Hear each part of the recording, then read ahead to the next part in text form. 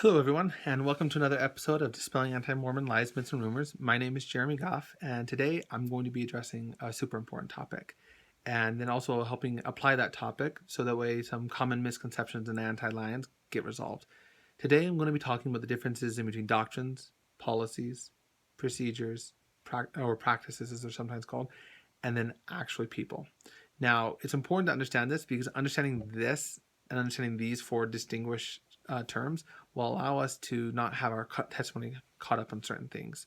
I'm going to help, after I've explained these things, apply them to dispel people's concerns with things like blacks in the priesthood or other aspects of the church or church history. So, first and foremost, before we get jumping in, it's always fun to see people from all over the world chime in from where they're watching from. So if you want to go ahead and post where you're from, it's really cool to see people from all over Africa and Asia, Australia, North and South America, and Europe post where they're watching from. Now, I'm going to go over these four topics. The first is doctrine. The doctrines of the church don't change. They never have, they never will. They're consistent through all the dispensations. Now, a lot of things we consider doctrine really aren't doctrine. The doctrine, it really boils it down to a very fundamental level. God gives his children commandments is the doctrine. Inside of those commandments, you have a bunch of different laws. Things like the law of the health.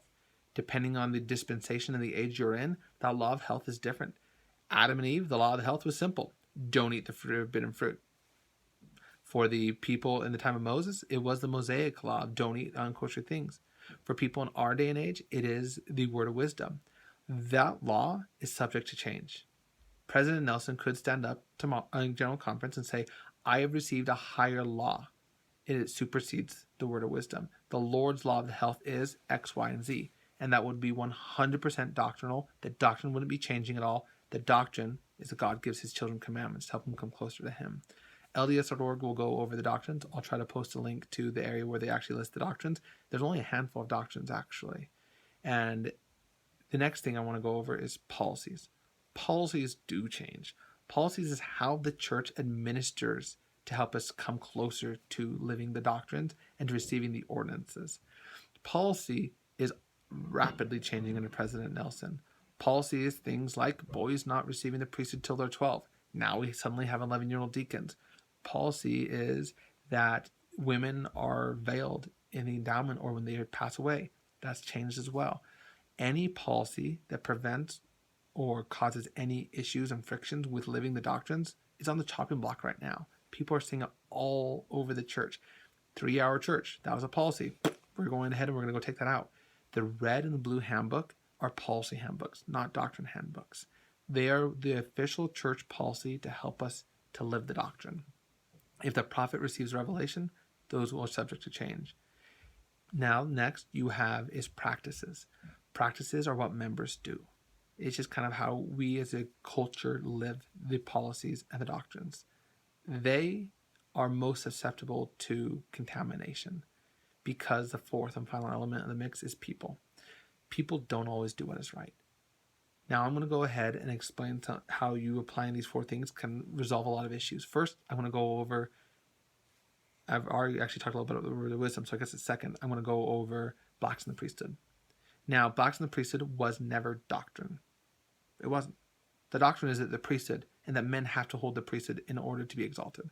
Now, side note, women also are going to have the priesthood to be exalted. That's called the patriarchal order of the priesthood. Those who advocate ordained women either A, don't understand the plan of salvation, or B, they kind of don't like it because the plan of salvation includes men and women jointly joining together in a temple ceiling, entering into the patriarchal order of the priesthood, and receiving all the blessings of Godhead. Now, blacks in the priesthood was a policy, and that policy was quite simple, is that blacks were going to be restricted from holding the priesthood. We don't know why that was put in place, but we do know it was put in place by the first presidency in the Quorum of the 12, and it was sustained by them, and it was sustained by them for over 100 years. Now, we also know that it was an act of God, revelation, to change that policy. Now, some people struggle with this, but I like to look at it and say, I don't understand God. Rarely will God ever give wise. But honestly, it's consistent with how he does things. People who weren't Levites in Israel, in the tribes, were denied the priesthood. 11 of the 12 tribes denied the priesthood. Was it because they were wicked? No. Was there probably people who said they were wicked? Yeah, there probably were people who made up all sorts of theories.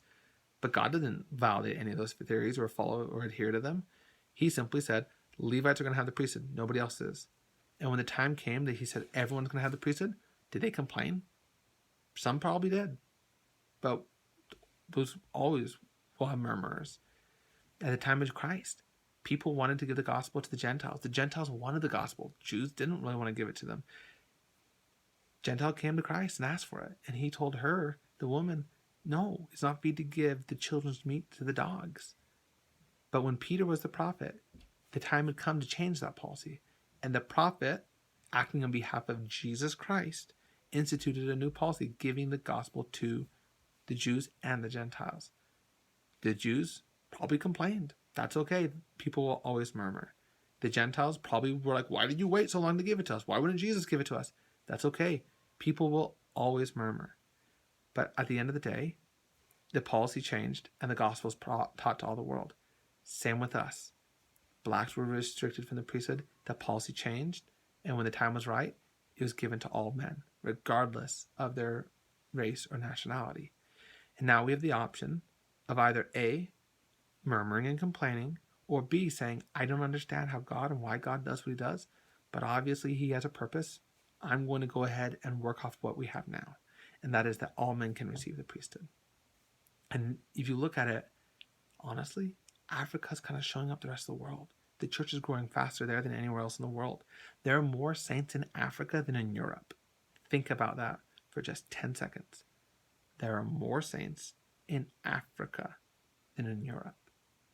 Those people are prepared. Those people are accepting the gospel by the droves.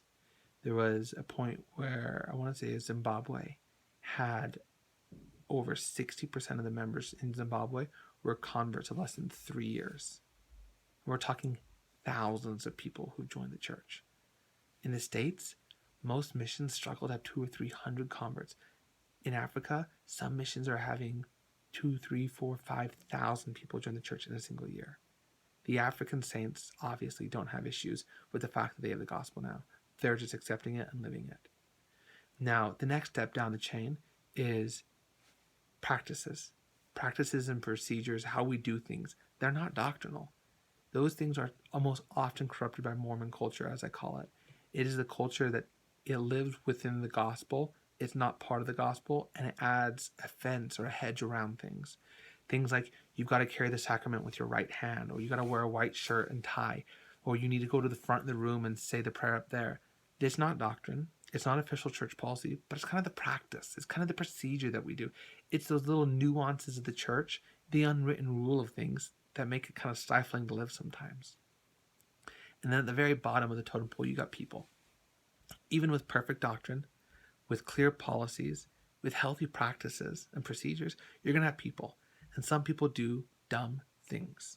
And some people do things that aren't in harmony with what the purpose of all of this is. Every procedure and practice should help us live the policies. Every policy should help us live the doctrine. And every doctrine should bring us closer to Christ. But you have people who do rogue things. I know a missionary once who was told that they couldn't go to church unless they had an investigator. Their mission president told them they weren't able and going to be able to take the sacrament unless they had a non-member with them at church. Think about that. That is a person going rogue. Ignoring completely policies, practices, procedures, doctrines, and setting up his own rule system. You have things like that, and if you're going to let your testimony get broken on something like that, it's going to get broken really quick and really fast and a lot of different options. But if you look at it and say, hey, the people are going to do dumb things sometimes. Procedures and practices aren't always going to help us. Policies are going to change to help us live the doctrines. The doctrines we can cling to because they are what attach us firmly to Christ. Then you cannot worry about things. You can look at the changes in missionary ages. You can look at the changes in the temple. You can look at the changes in the priesthood organization, in church, in all these different things and not worry about it.